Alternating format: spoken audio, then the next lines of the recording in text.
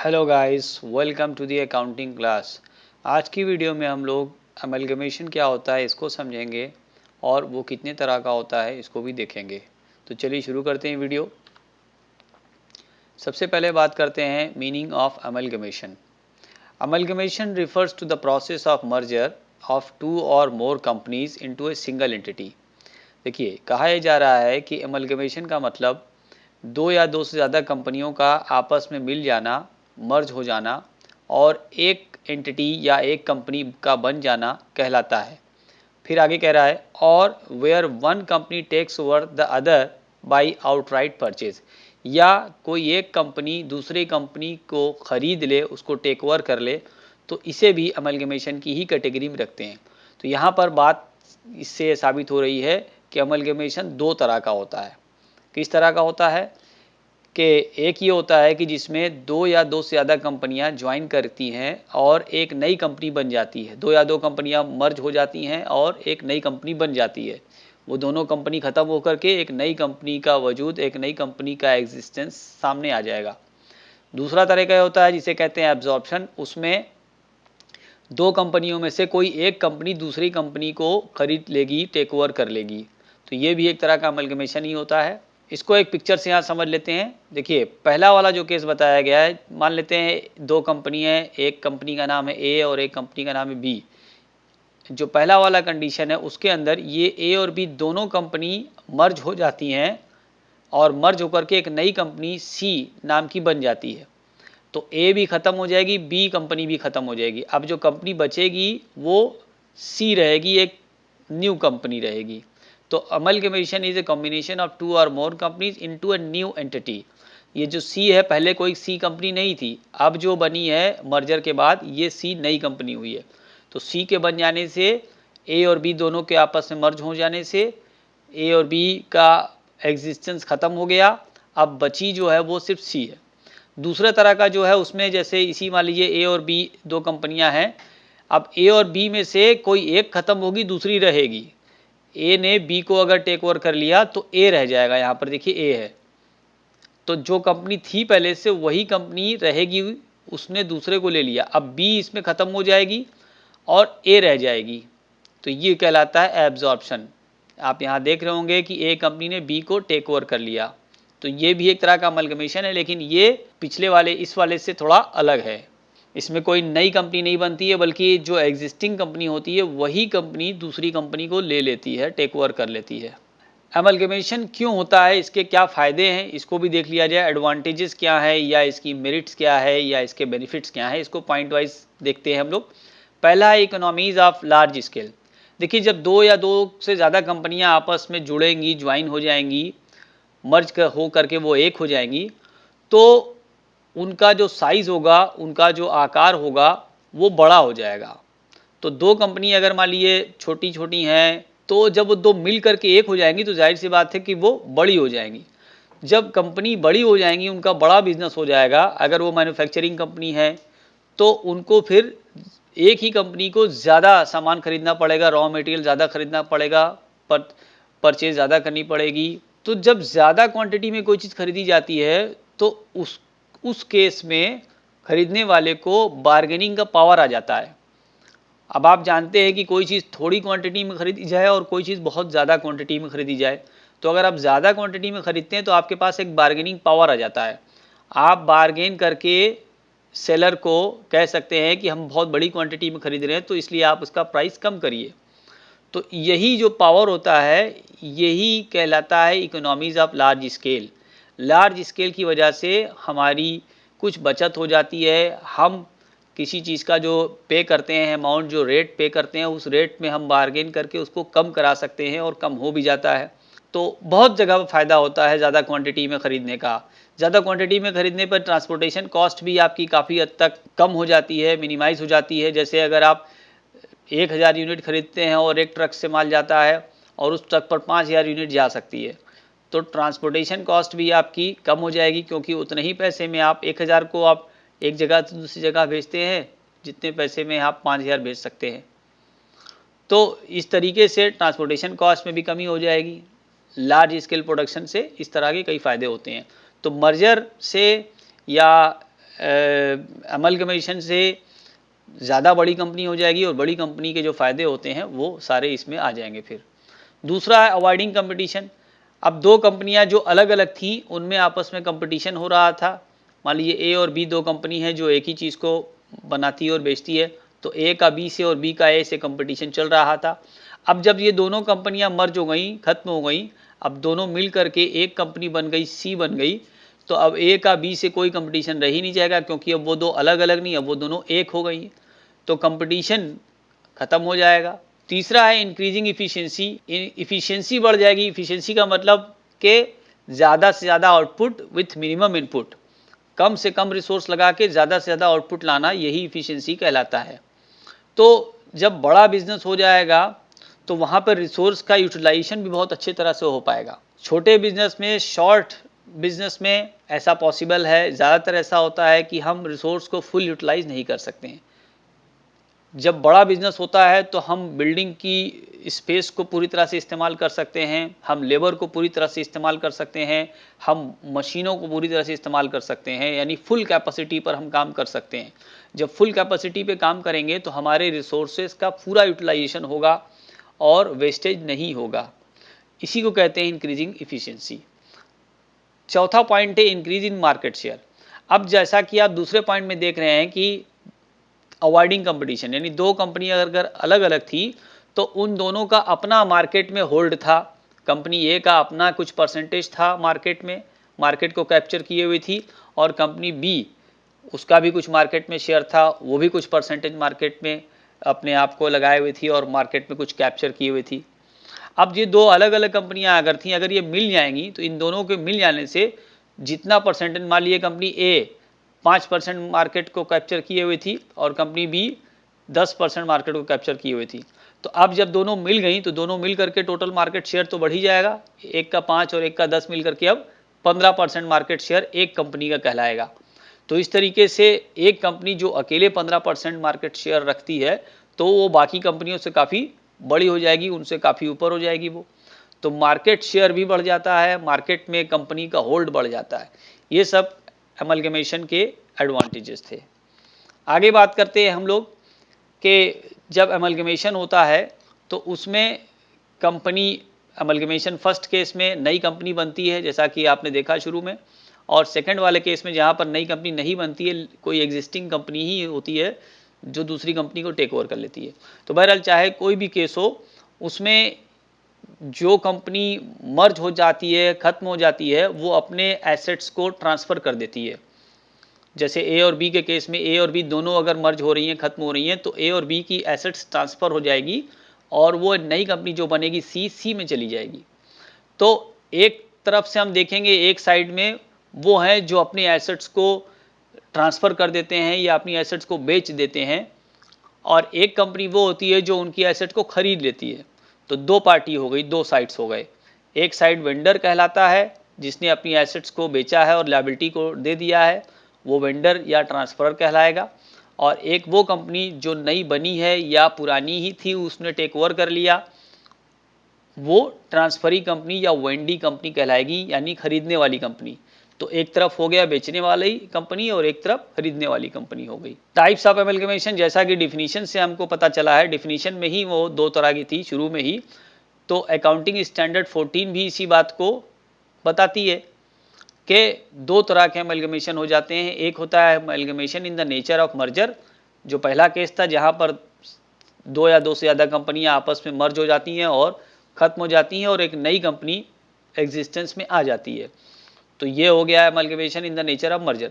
दूसरा होता है amalgamation in the nature of purchase, जहां पर दो या दो से ज़्यादा कंपनियां होंगी लेकिन उनमें से कोई एक कंपनी दूसरी कंपनी को टेक ओवर कर लेगी, तो ये कहलाएगा amalgamation in the nature of purchase. अब इन दोनों को थोड़ा डिटेल में समझते हैं। In this amalgamation there is a genuine pooling not only of assets and liabilities of the transfer and transferee companies but also of the shareholders interest and the business of the companies।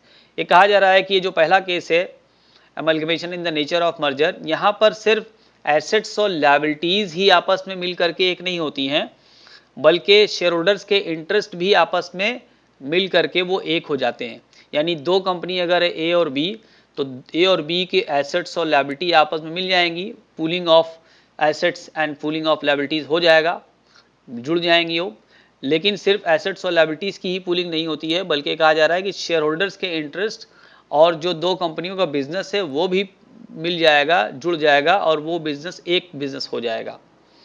Accounting treatment of such amalgamation should ensure that the resultant figure of assets, liabilities, capital and reserves more or less represent the sum of the respective figures of the transfer and transferring companies. Accounting treatment कहा जा रहा है कि इस तरह के amalgamation में ऐसा होता है कि वहाँ पर assets, liabilities, capital या reserve ये दोनों कंपनियों का मिल करके एक फिगर बन जाता है। ट्रांसफरर और ट्रांसफरी, ट्रांसफर कंपनी जो है वो और जो ट्रांसफरी कंपनी है यानी जिसमें ट्रांसफर किया जा रहा है वो मिल करके इनके एसेट्स, लायबिलिटीज, कैपिटल और रिजर्व एक फिगर हो जाते हैं। यानी दो की कैपिटल मिल करके एक कैपिटल हो जाएगी, दो का रिजर्व मिल करके एक रिजर्व हो जाएगा, दो की लायबिलिटीज मिल करके एक लायबिलिटी हो जाएगी, ये कहा जा रहा है। Amalgamation in the nature of merger is an amalgamation as per para 3E of accounting standard 14। ये क्या कह रहा है कि अकाउंटिंग स्टैंडर्ड 14 के पैरा 3E में इसको बताया गया है, और इसमें क्या कहा गया है, इसमें ये कहा गया है कि according to this para of accounting standard 14 there are 5 conditions, 5 condition हैं। अगर वो 5 के पाँचों कंडीशन, पाँचों ध्यान दीजिएगा कि पाँचों कंडीशन अगर सेटिस्फाइड हो रही हैं तो ये कहलाता है amalgamation in the nature of merger. यानी पहला वाला amalgamation in the nature of merger है या नहीं, ये जानने के लिए ये जो कंडीशन बताई गई है अकाउंटिंग स्टैंडर्ड 14 में, हमें इस कंडीशन को ध्यान से देखना पड़ेगा। अगर 5 के पाँचों कंडीशन सेटिस्फाई हो रही हैं तो हम ये कहेंगे amalgamation in the nature of merger. लेकिन अगर इन पाँचों में से कोई भी एक कंडीशन मिस हो जाए यानी वो सेटिस्फाई ना हो, मसलन 5 की जगह 4 कंडीशन सेटिस्फाई हो रही है लेकिन एक नहीं हो रही है, तो ऐसे केस में हम कहेंगे amalgamation in the nature of purchase, फिर वो amalgamation in the nature of merger नहीं होगा। Amalgamation in the nature of merger के लिए ज़रूरी है कि 5 के पाँचों कंडीशन सेटिस्फाई हो। अब बात करते हैं वो 5 कंडीशन क्या है। पहली, all assets and liabilities of the transferor company become after amalgamation the assets and liabilities of the transferring company. पहली कंडीशन ये है कि सारी एसेट्स और लायबिलिटीज ट्रांसफ़र करने वाली कंपनी की वो एसेट्स और लायबिलिटी बन जाएगी ट्रांसफरी कंपनी की, यानी जिसमें ट्रांसफ़र किया जा रहा है। ये पहली कंडीशन। दूसरी कंडीशन है share holders holding not less than 90% of the face value of the equity shares of the transferor company become equity share holders of the transferee company by virtue of the amalgamation. ये amalgamation अगर होगा तो amalgamation से वो share holder जो कि transferor company के share holders थे, इक्विटी शेयर्स की बात हो रही है यहाँ पर, वो शेयर होल्डर जो ट्रांसफरर कंपनी के शेयर होल्डर्स थे वो अब ट्रांसफरी कंपनी के शेयर होल्डर हो जाएंगे इस अमलगमेशन से। इसमें लेकिन एक्सेप्शन दिया हुआ है, other than the equity shares already held there in immediately before the amalgamation. लेकिन इनमें उन शेयर्स की बात नहीं की जा रही है, वो शेयर जो कि अमलगमेशन से पहले थे बाई ट्रांसफरी कंपनी और इट्स सब्सिडरीज और देयर नॉमिनी कंपनी। इसमें कहा जा रहा है कि शेयर होल्डर जिनके पास कम से कम 90% शेयर्स हों ट्रांसफर कंपनी के, वो शेयर होल्डर अब ट्रांसफरी कंपनी के शेयर होल्डर बन जाएंगे। तीसरी कंडीशन है द कंसिडरेशन, यानी परचेस कंसिडरेशन। जब खरीदा जाता है तो एक दाम तय होता है कि किस दाम में बिजनेस को खरीदा जा रहा है या मर्ज किया जा रहा है। हर एक एसेट्स और लायबिलिटीज का कंसिडरेशन निकालना पड़ता है। So the consideration for the amalgamation receivable by those equity shareholders of the transferred company who agree to become equity shareholders of the transferring company is discharged by the transferring company wholly by the issue of equity shares in the transferring company except that cash may be paid in respect of any fractional shares। ये कहा जा रहा है कि जो transferor company है तो transferor company के जो शेयर होल्डर हैं उनको देना पड़ेगा, अमाउंट देना पड़ेगा ना, क्योंकि जो परचेज कंसिडरेशन बनेगा, जो कंपनी ट्रांसफ़र करेगी अपनी एसेट्स को, उसको रिटर्न में परचेज कंसिडरेशन मिलता है। जिस कंपनी ने बेचा एसेट्स को तो उसको क्या मिलेगा, परचेज कंसिडरेशन मिलेगा। तो कहा जा रहा है कि वो परचेज कंसिडरेशन जो कि ट्रांसफर कंपनी को मिलना चाहिए तो वो उनके इक्विटी शेयर होल्डर्स को मिलना चाहिए। अब उनके इक्विटी शेयर होल्डर्स को जो परचेज कंसिडरेशन दिया जाएगा वो कंसिडरेशन शेयर्स के फॉर्म में दिया जाएगा, यानी जो ट्रांसफरी कंपनी होगी वो पैसा नहीं देगी बल्कि शेयर्स देगी उस परचेज कंसिडरेशन के लिए।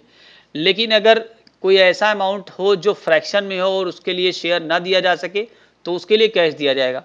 जैसे मान लीजिए हर एक शेयर कंपनी का 100 रुपये बनते हैं, लेकिन कंपनी का जो टोटल अमाउंट आ रहा है परचेज कंसिडरेशन वो आ गया मान लीजिए 9,03,185।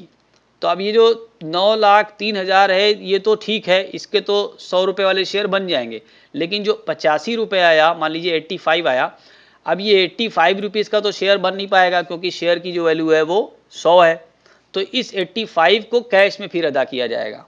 तो यहाँ तक बात कह रही है कि जितने के शेयर बन जाएंगे फुल अमाउंट के उतना शेयर दिया जाएगा, लेकिन अगर जिसका फ्रैक्शन होगा, फ्रैक्शन ऑफ शेयर बन रहा होगा तो उसमें उसके लिए फिर कैश अदा किया जाएगा।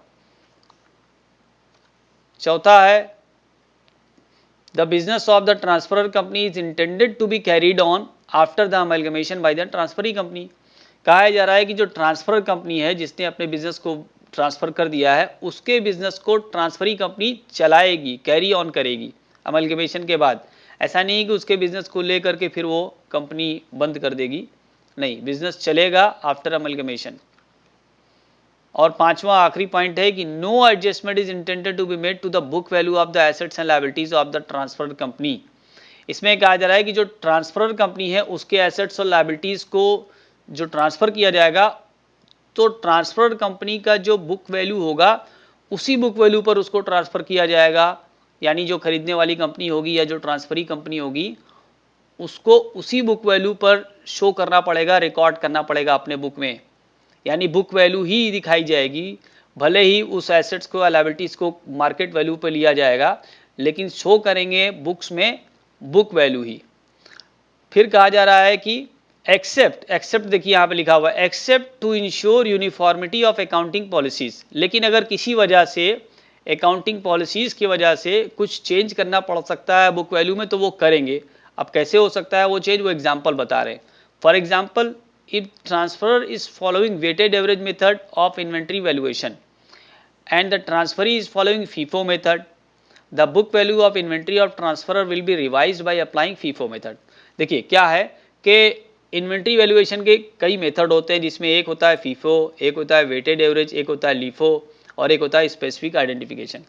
तो जो ट्रांसफरर कंपनी है अगर उसने अपना रखा था इन्वेंट्री वैल्यूएशन का वेटेड एवरेज मेथड, तो वेटेड एवरेज मेथड से उसकी इन्वेंट्री की वैल्यू कुछ और थी, लेकिन जो ट्रांसफरी कंपनी है जिसमें एसेट ट्रांसफर हो रही है वो अपनाती है फीफो मेथड।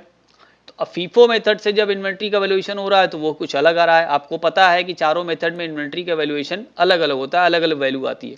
तो अब यहाँ पर तो मिसमैच हो जाएगा क्योंकि जो ट्रांसफर कंपनी है उसके वेटेड एवरेज के अकॉर्डिंग इन्वेंट्री की वैल्यू कुछ होगी और जो ट्रांसफरी कंपनी है वो चूंकि फीफो अपनाती है तो इसलिए उसके हिसाब से इन्वेंट्री की वैल्यू कुछ और आएगी। तो यहाँ पे कहा जा रहा है कि ऐसे में फिर ट्रांसफरी कंपनी का जो मेथड होगा वही फॉलो किया जाएगा, वही अपनाया जाएगा। अगर ट्रांसफरी फीफो अपना रही है तो अब इन्वेंट्री का वैल्यूएशन जो इन्वेंट्री ट्रांसफर हुई है उसको फीफो पर ही वैल्यूएट करना पड़ेगा। तो यहाँ पर थोड़ा सा चेंजेस हो जाएगा, वेटेड एवरेज को फीफो में कन्वर्ट करने की वजह से इन्वेंट्री के वैल्यूएशन में चेंजेस आएगा, तो उस चेंज को कंसीडर किया जा सकता है। लेकिन उसके अलावा किसी और रीजन से किसी भी एसेट्स की बुक वैल्यू को चेंज नहीं किया जाएगा, इस बात को समझना पड़ेगा। तो ये रही 5 कंडीशन। अगर 5 के पांचों कंडीशन सेटिस्फाई हो रही है तो amalgamation in the nature of merger कहा जाएगा।